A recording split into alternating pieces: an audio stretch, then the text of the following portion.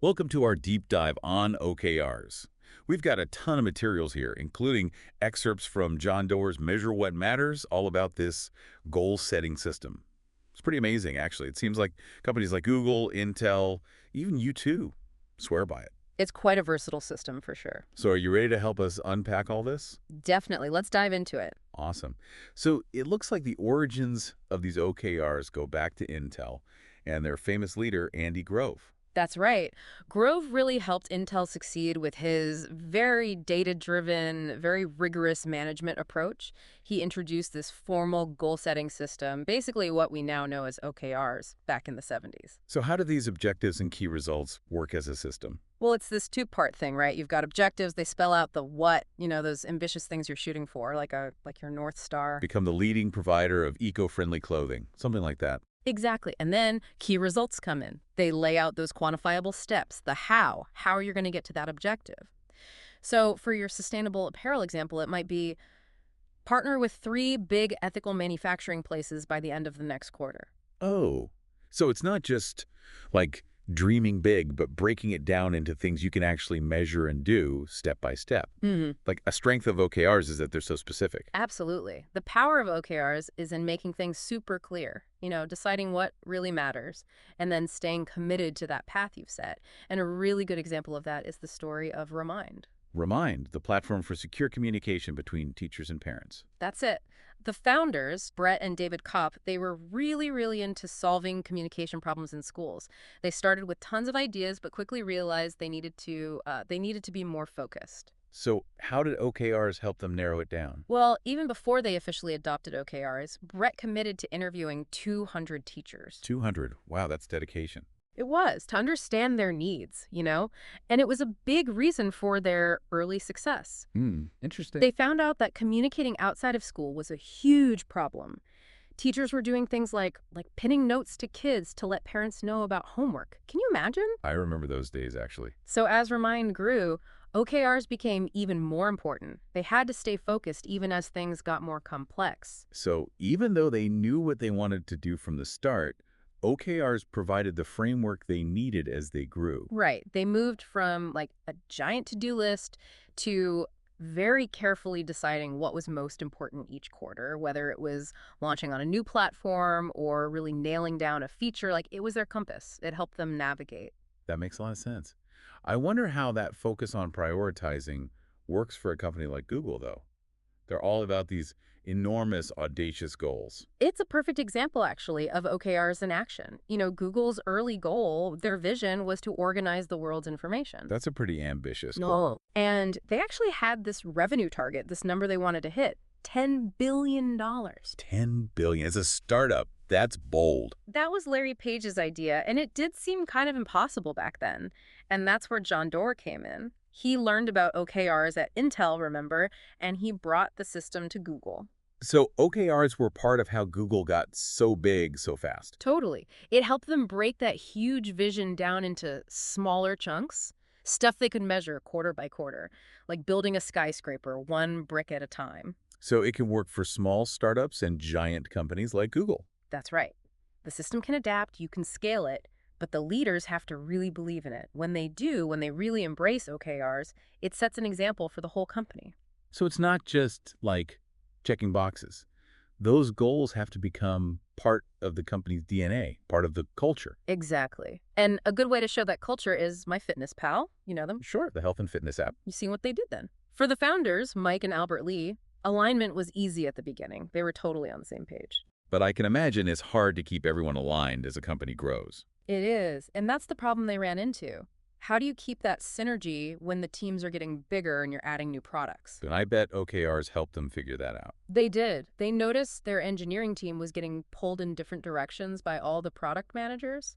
So they implemented OKRs so everyone knew what the real priorities were each quarter. It seems like a pretty sensible approach. But how do you keep OKRs from just becoming another layer of bureaucracy, especially in a fast-moving environment? Transparency is really important. And communication. So MyFitnessPal, they made all their OKRs visible to everyone in the company, even teams that weren't using the system yet. So everybody could see the big goals, know how their work fit into the bigger picture. Right. And it built trust. and it made things less complicated when it came to sharing resources. Sounds like a good way to get everyone working together without, like, stifling creativity. Yeah. Exactly. MyFitnessPal's story also shows that it's an ongoing process. They were always tweaking their OKR process. They adjusted their objectives and key results to match their changing priorities. So we've seen how OKRs can help with focus and alignment. But what about accountability? How do you make sure things actually get done? Well, remember, key results, they're about measurable things. You either hit them or you don't. And that creates accountability right there. No hiding in the reports then, huh? No hiding. OKRs are all about data, about regularly checking in and being honest with yourself about how you're doing. At Intel, they even had a tough grading system for OKRs. So you couldn't avoid the results. Nope. And they actually thought of failure as part of the process. If a team always hit 100% of their objectives, it meant they weren't setting the bar high enough. It's like they thought failure meant you were being ambitious. Exactly. And that brings us to another great thing about OKRs. Stretch goals. So it's all about pushing the boundaries and trying to achieve something really great instead of playing it safe. Exactly. And this idea of stretching, it applies to individuals, teams, and whole companies. It's about reaching your full potential. But how do you make sure it's still realistic? You don't want people to feel like they're always failing. It's a balance, for sure. And that's why you have to be clear about committed OKRs, the ones that are absolutely essential, and aspirational OKRs. Those are the bolder, more ambitious targets. So it's okay to miss those aspirational goals. It's not just okay, it's expected.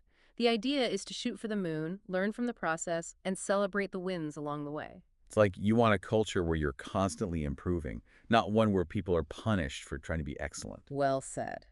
Now, here's where things get even more interesting. We've talked about the mechanics of OKRs. But what about the people, the human side of it all? Right. So it's not enough to just write down goals and track them on a spreadsheet. Absolutely not. It's when you combine OKRs with those ongoing discussions, candid feedback, and real appreciation for what people are doing, that's where the magic happens. We call those CFRs: conversations, feedback, and recognition.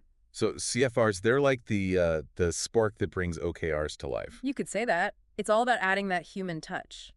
Think of it like this. What if companies truly listened to their employees, gave feedback in real time, and used technology to have meaningful conversations about goals and performance? That sounds pretty great for any employee. And a lot of companies are doing it. This idea of combining OKRs and CFRs, it's the future of goal setting and performance management. Wow. We've come a long way from teachers pinning notes on kids. We have. So before we jump into what that future looks like, let me ask you this. What stood out to you the most about this system so far? What are you most curious about?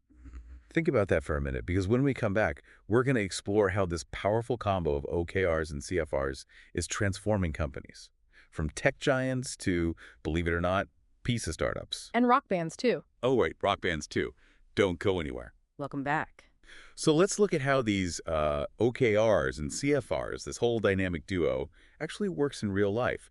You mentioned pizza startups earlier. What's the story there? Oh, this is a good one. It's Zoom Pizza. And they're like shaking up the pizza world. They've got this whole thing with technology. And of course, they're using OKRs and CFRs. Robots making pizza. Now that's innovative.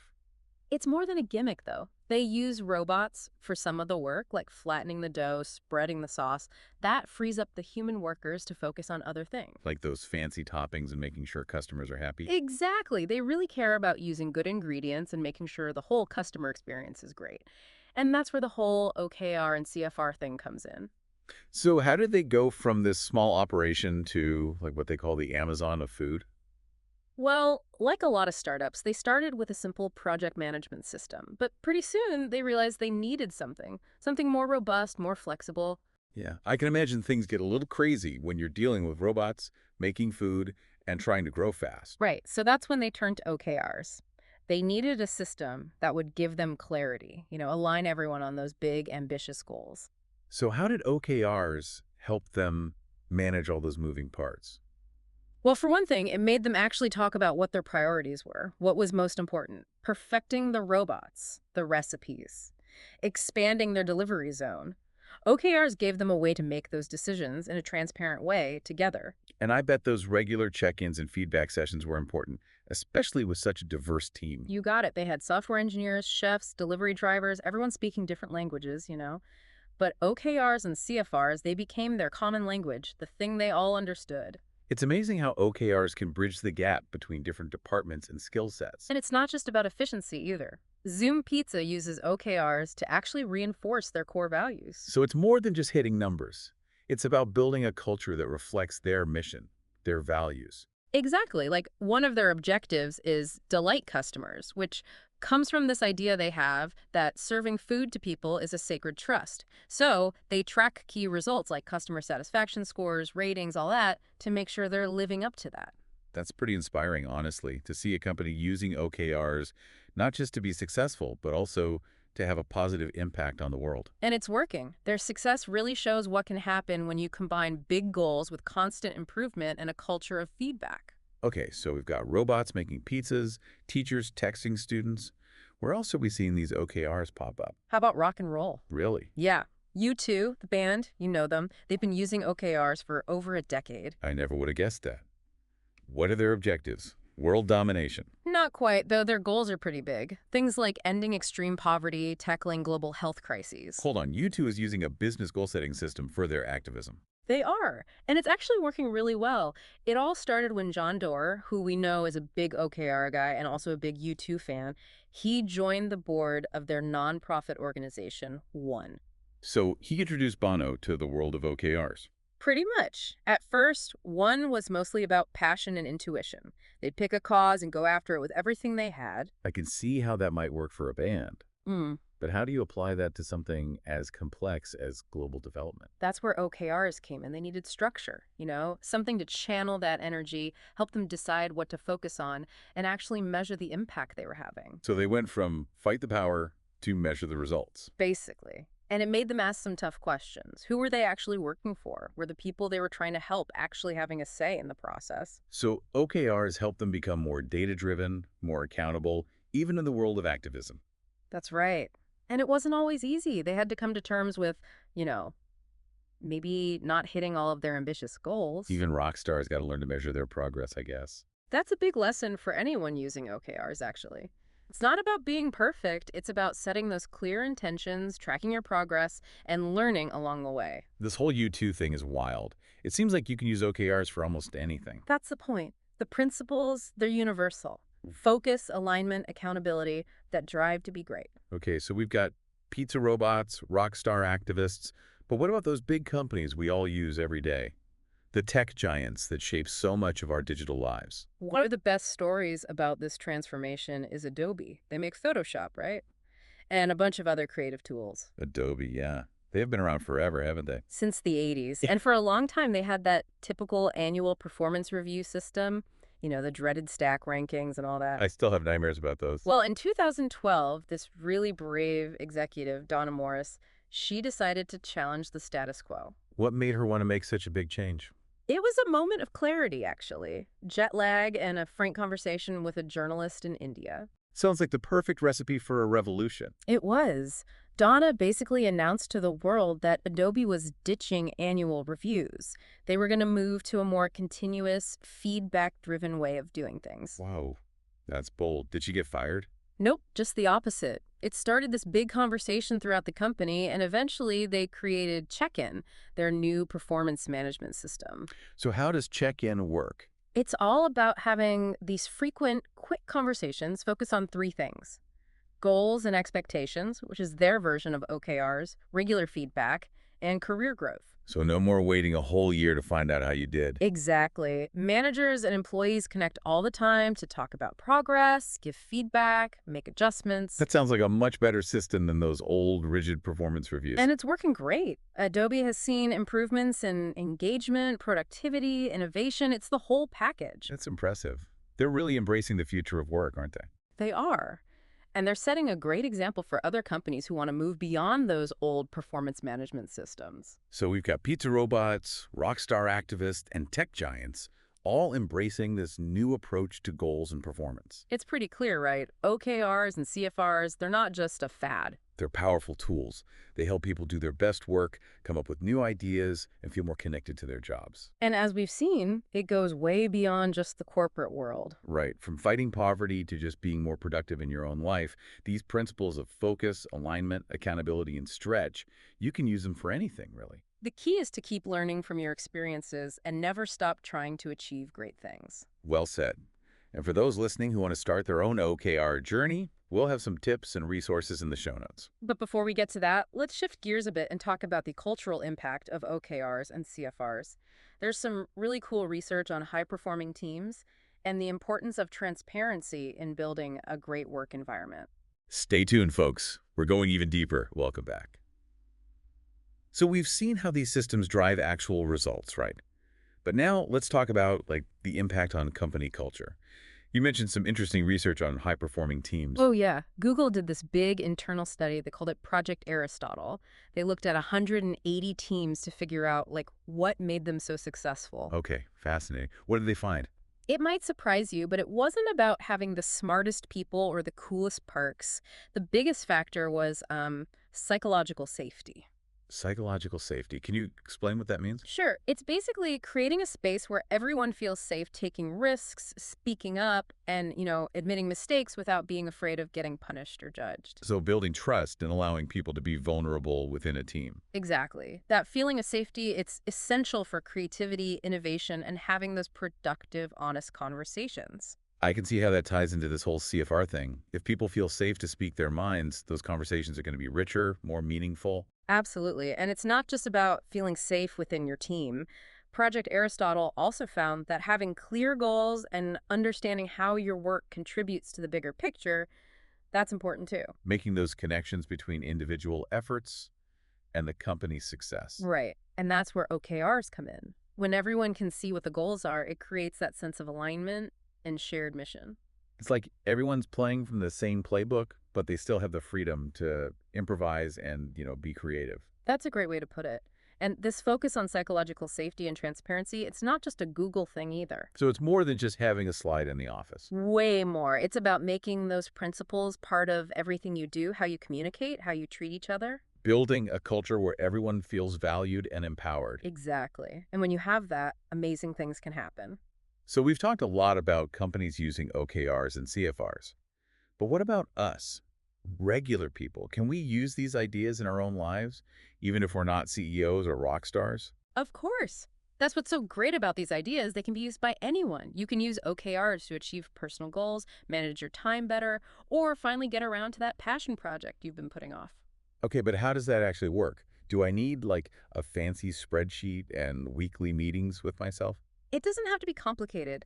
Just start by identifying one or two big goals you want to achieve, say, in the next 3 months. Then break those goals down into maybe 3 to 5 measurable key results. So if my objective is to write a novel, my key results might be writing a certain number of words every week or finishing specific chapters by certain dates. Exactly. And don't forget the CFR part.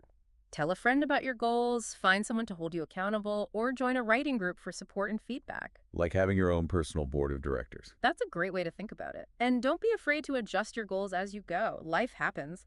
Sometimes you need to change things up, reprioritize. That flexibility is key.